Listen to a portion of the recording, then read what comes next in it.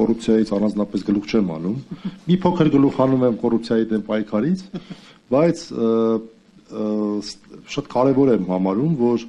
մեր հանրային դաշտը, հանրային գործիչները, թե քաղաքական գործիչները, թե մյուս հանրային գործիչները, այս թեման վերջապես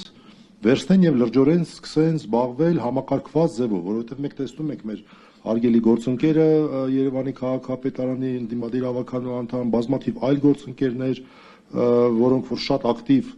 հակակոռուպցիոն առանձին գործունեություն են իրականացնում, սա որոշակի համակարգման, որոշակի ինֆորմացիայի մշակման կարիք ունի, նաև այն պատճառով, որ ինչ-որ անարդարության բաղադրիչ կա այստեղ, որ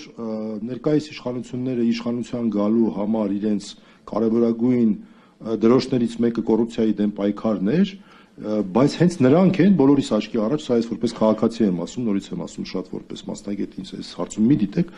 որպես քաղաքացի եմ ասում, անընդհատ մեր աչքի առաջ կոռուպցիայի վիճակի ոչ թե բարելավում է, այլ վատթարացում է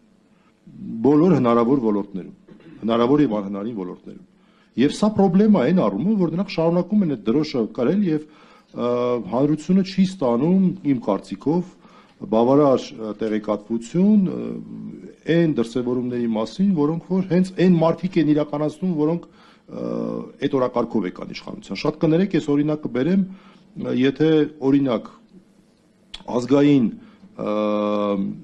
գաղափարախոսության հենքով որևէ մեկը գա իշխանության եւ հաջորդ իսկ օրը հակաազգային գործողություններ կատարի։ Շատ նման է դրան։ Այս մարդիկ էլ եկան կոնկրետ կոռուպցիայի դեմ պայքարի եւ այլն նման լոզունգներով եւ հիմա շատ ավելի վատ են դրսեւորում։ Ես կուզեի ոչ թե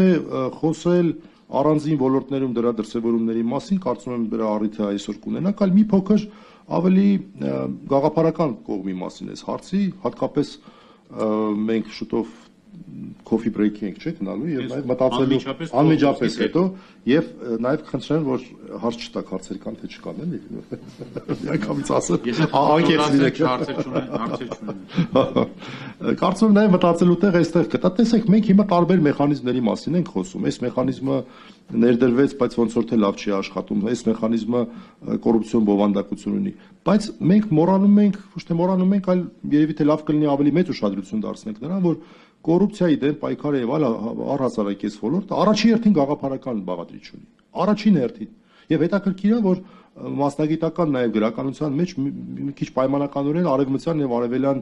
ավանդույթներ են անջատվում որտեղ որ արևելյան ավանդույթում հատկապես շեշտադրված է բարոյական կողմը սրա հիմա մենք մի հատ փորձենք ինքներս մեր մեջ նայել մենք արդյոք մեր կրթական համակարգով բավարար չափով հակակոռուպցիոն կրթություն ենք տալի։ Մեր երեխեքը դա համարում են վատ բան, թե չէ։ Ընկալում են սա ինչա թե չէ։ Ընկալում են, որ եթե հանրային պաշտոնյա ես կամ օրինակ, չգիտեմ, դասարանի ավագ ես եւ որևէ բան ես անում քո մասնավոր շահից ելնելով, այլ ոչ թե ընդհանուրի շահից ելնելով, ապա դա արդեն ըստ էության կոռուպցիայի դրսևորում է։ Կամ եթե այս ավելի լայն հարցը տանք, հանրային շահը ո՞րն է։ Ես կարծում եմ, որ սա հարցեր են, որոնք որ շատ ավելի խորքային նշանակություն ունեն, նաև հաշվի առնելով են, որ մենք ավելի երկարաժամկետ պետք է նայենք, մենք երեխեք ունենք այստեղ, որ պետք է մեզնից հետո մեր անկախ պետությունը իրենց ուսերի վրա լինի եւ մենք պետք է ամեն ինչ անենք, որ խնդիրները լուծվեն ավելի արմատական եւ խորքային մակարդակով։ Սա մենք համարում ենք ոչ բարոյական վարքագիծ թե չէ, մեր քաղաքացիները դա անցալում են թե չէ։ Անցալում են, որ եթե ինչ որ մեկ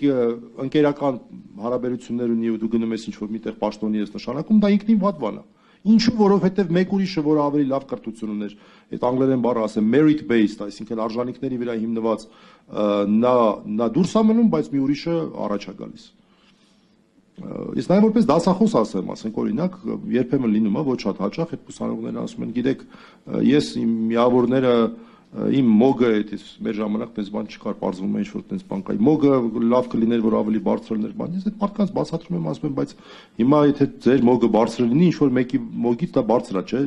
Այսինքն անարդարացիություն է լինելու ոչ թե ձեր մասով, այլ մեկ ուրիշի մասով։ Այստեղ շատ նուրբ հարցեր կան նաև գաղափարական առումով եւ ես այս իմ ողջույնի խոսքը այսպես ձևակերպեմ, էլի ձեր